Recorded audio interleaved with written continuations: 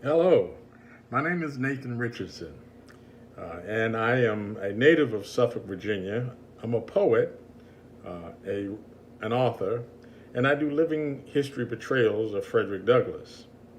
And I've been invited by the Suffolk Library System to record this short history of the anniversary of the celebration of the holiday Juneteenth. Now, Juneteenth, of course, is the date in which slavery finally ended in America. And so during this short time, it's about 25 minutes or so, we'll be not only talking about the history of Juneteenth, but we'll be talking about um, how it evolved and so forth. Of course, anytime you're talking about the end of something, you wouldn't be telling a complete story if you didn't talk about the beginning. And so we'll be talking about how slavery started in America as well. We'll be reading a few excerpts from the Emancipation Proclamation and then talking about the progression of Juneteenth and how it is now swelled to a substantial celebration of American history. So, American history, for that matter, the Juneteenth holiday, is a commemoration of the end of slavery in America. Uh, while most of Americans know the narrative as being uh, the Emancipation Proclamation ended slavery when it was issued by Abraham Lincoln in 1863, the underlying story is that that news of the Emancipation Proclamation did not arrive in Texas, the southernmost state in the Confederacy, until 1865. And so Juneteenth, June the 19th of 1865, is the event we are celebrating when we say we're celebrating Juneteenth.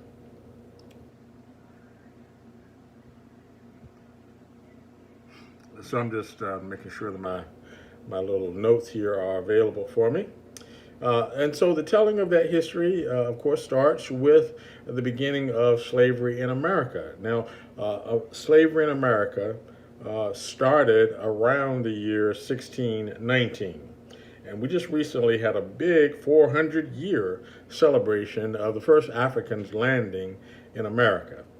What happened there is that a ship called the White Lion commandeered a Portuguese ship, took that cargo, the living cargo, human cargo, and rerouted it from Mexico to a place near here called Port Comfort.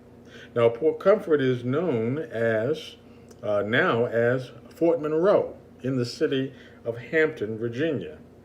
And so you can actually visit Hampton, Virginia and Fort Monroe and the Casemate Museum and learn more specifically about that history.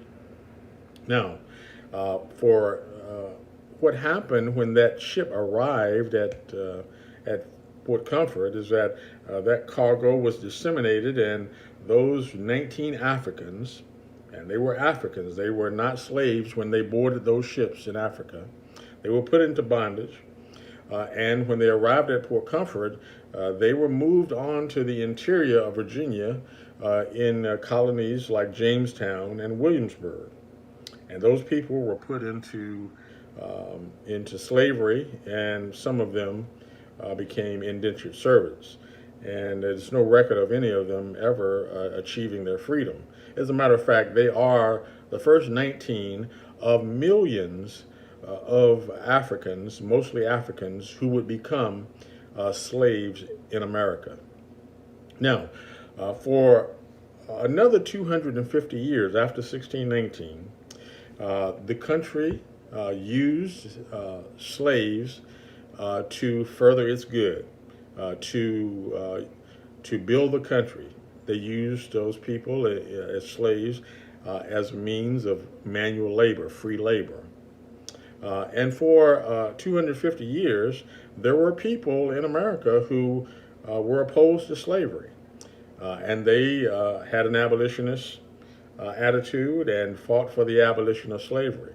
As a matter of fact, some of the most more famous ones you might be familiar with, William Lloyd Garrison, who was a great abolitionist and led the Garrisonian era.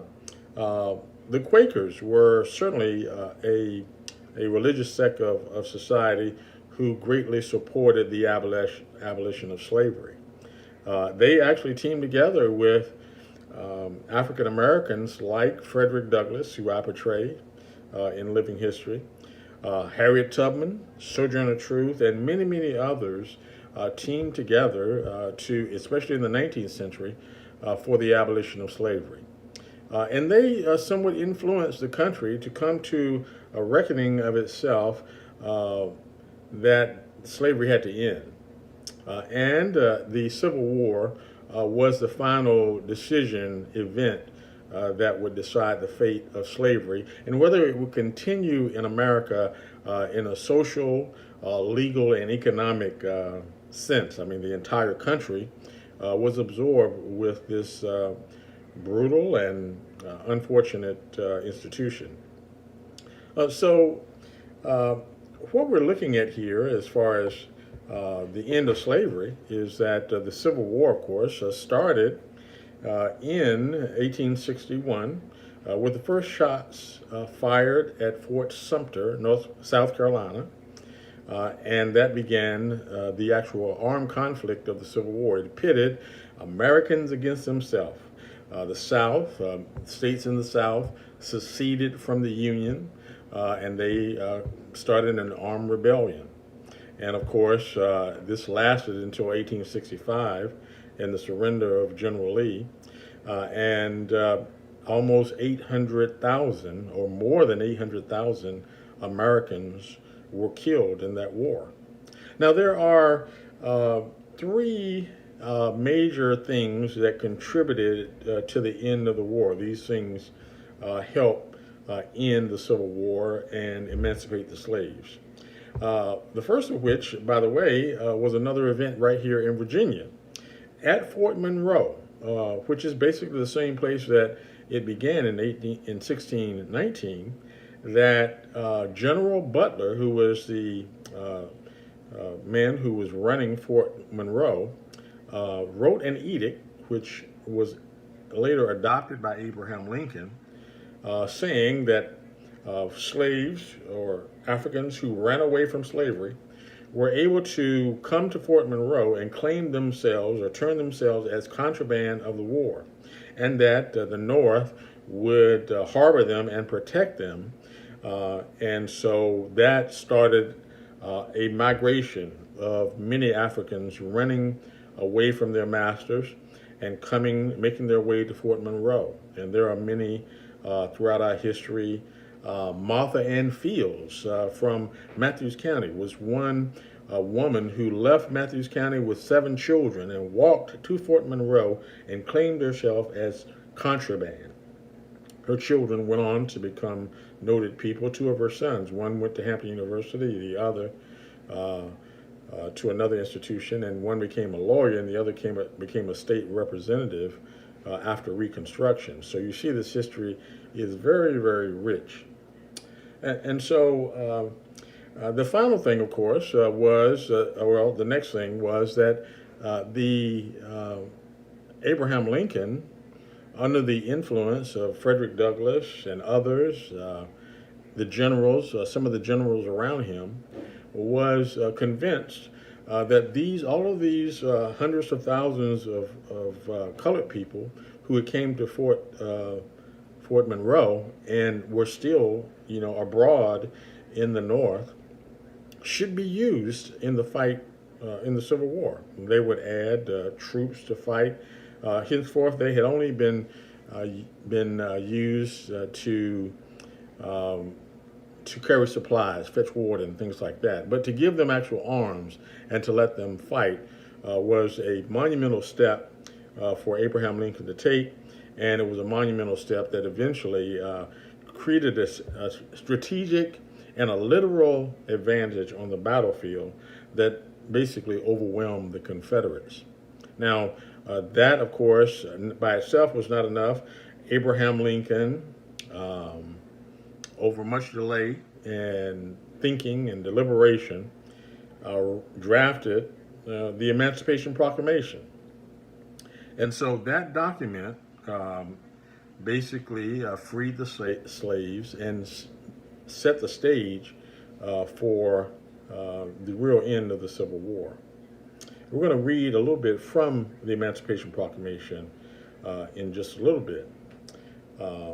But we do want to talk about the fact that this Emancipation Proclamation, which was delivered in January 1st of 1863, which reached all over the North and part of the South, was met with jubilation and a great skepticism, because people were saying after they read it that it probably didn't mean that slaves were free.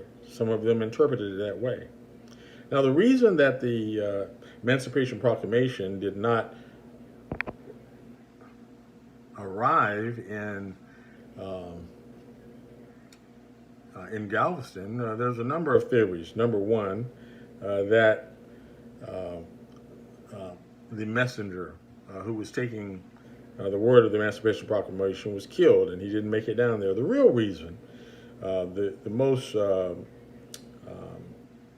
historical reason with evidence, is that it didn't reach Galveston, the southernmost state in the Confederacy, because there were not enough Union troops in Texas to enforce the Emancipation Proclamation. And so it wasn't until June the 19th of 1865 that General Granger, Gordon Granger, and his troops actually arrived in Galveston, Texas, and they read the what was called General Order 3, which announced the Emancipation Proclamation. So let's read General Order number 3. This was a military order introducing the state of Texas to the emancipation of enslaved people in that state. And it read, and this is an excerpt from the beginning, it reads as such: "The people of Texas are informed, and in accordance with the proclamation of the Executive of the United States, all states are free. This involves the absolute equality of rights and rights of property between former masters and slaves, and the communication heretofore existing between them becomes now between employer and hired labor." So it says they're no longer slaves. They cannot work for free. They should be paid. Of course, and then they handed out disseminated copies of the Emancipation Proclamation. And they let them know that General Lee has now surrendered and the war is over. And so there was much fanfare. Many of the former slaves in Texas decided to leave Texas. It was not an easy decision because you have people who all they have known in their lifetime is the master and slaves, the slave society. And so it was very hard for some of them to even reckon with the thought of leaving a plantation, leaving their homes, so to speak, and going. But many of them did, and many of them moved to surrounding states that might have been more accommodable to colored people. Now, of course, this Emancipation Proclamation, and I'm quite happy to have a copy of the Emancipation Proclamation on my wall right behind me here. I was given that by the Navy. I did a Black History event for them about 6-7 years ago. And they gave me a framed copy of the Emancipation Proclamation, so that's on my wall. So I'm just going to read here an excerpt of the Emancipation Proclamation, and we'll talk very briefly about how this impacted. Of course, Abraham Lincoln was very cautious in how he entered the Civil War. He didn't mention too much about slavery as being the reason. As a matter of fact, he stated his primary reason was to save the Union. And he proceeded in that manner. But the war grinded on for years, and thousands upon thousands of Americans dying, and it eventually became a fact that slavery was the primary, the very top of the list of states' rights that the South was demanding, and so it was an unavoidable reason for why we were fighting the Civil War. And clearly there were many who supported the Union but did not support the end of slavery. There were people fighting for the Union who actually owned slaves. And so this is where the genius of Abraham Lincoln came into bear, that he drafted a document that would find a coalition of people that would allow him to free slaves, but at the same time maintain the forces necessary to win the war. And so this is the first part of the proclamation. A proclamation. Whereas on the 22nd day of September in the year of our Lord, 1862, a proclamation was issued by the President of the United States containing, among other things, the following, to wit: that on the first day of January in the year of our Lord, 1863, all persons held as slaves within any state or designated part of a state, the people whereof shall then be in rebellion against the United States, shall be thenceforth and forever free. And the executive government and the United States, including the military and naval authority thereof, will recognize and maintain the freedom of such persons, and will do no act or acts to repress such persons, or any of them, in any efforts they make for their actual freedom.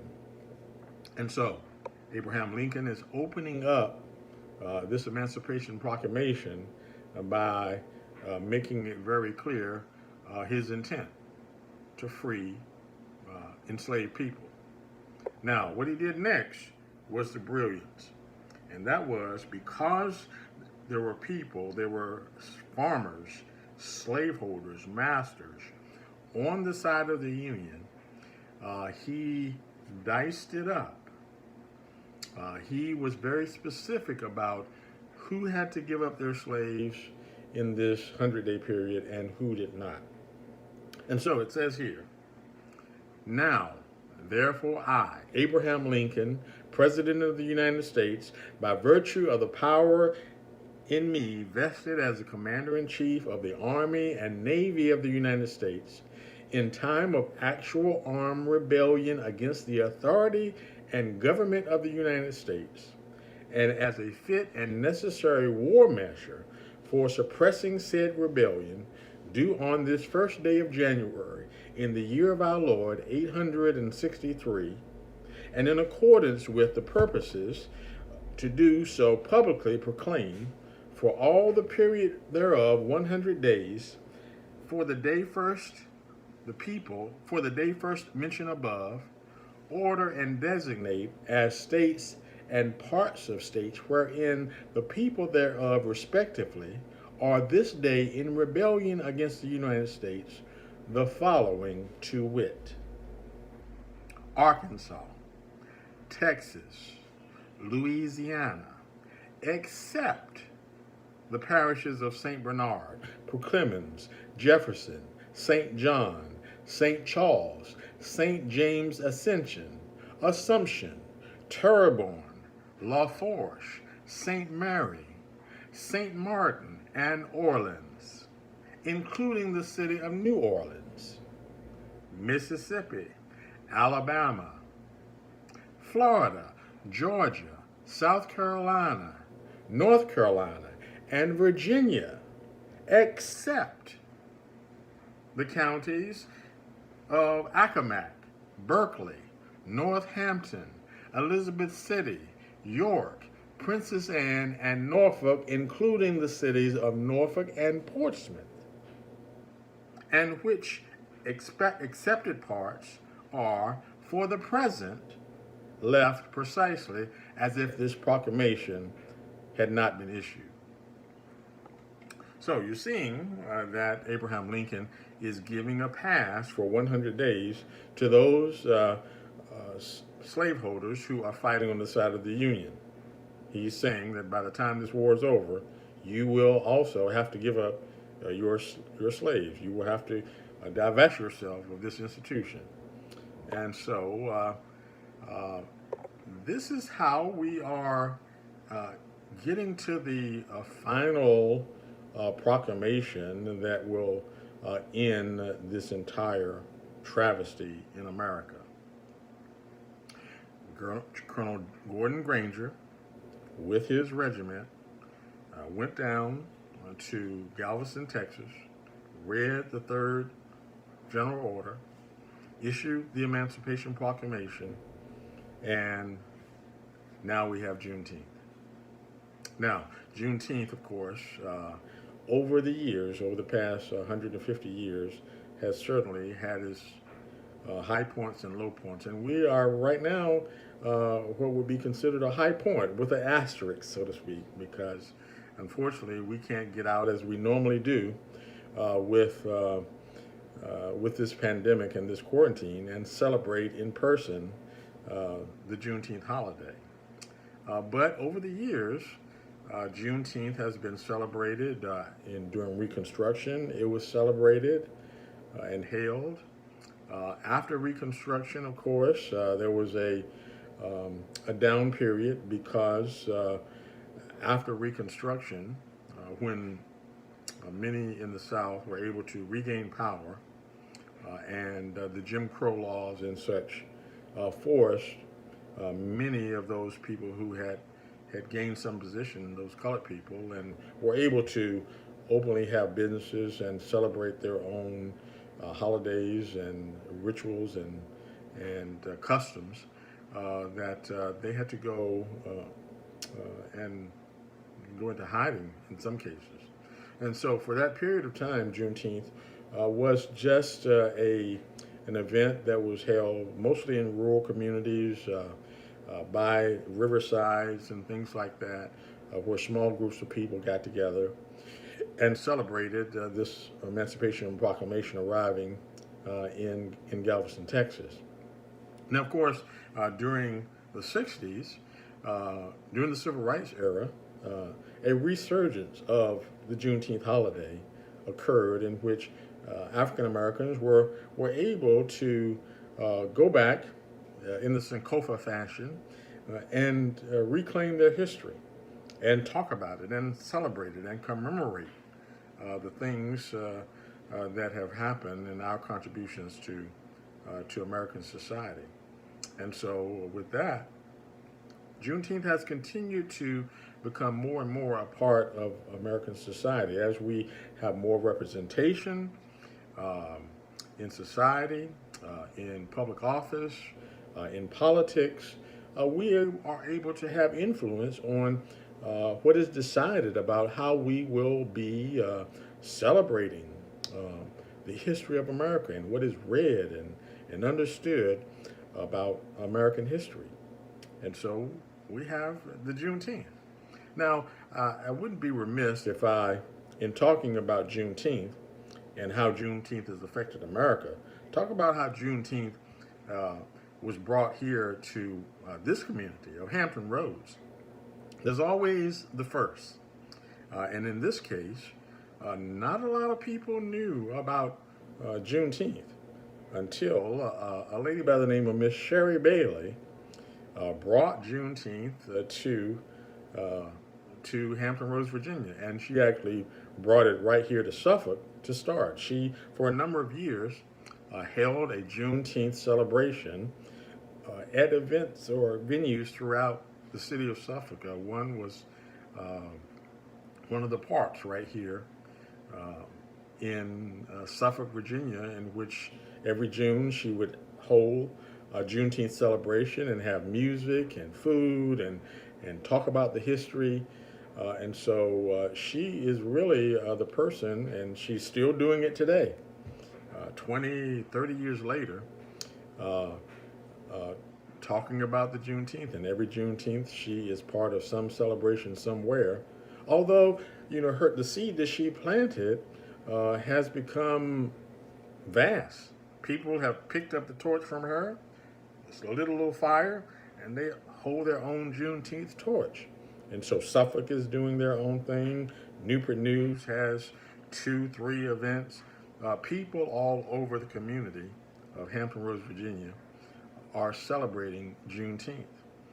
And for that matter, people all over the United States are understanding the real narrative of Juneteenth, and that although the Emancipation Proclamation on April 1st of 1863 set the stage, it was not until General Gordon Granger and his regiment arrived in Galveston, Texas on June the 19th of 1865 that the last slaves, the last people in bondage, were freed from slavery.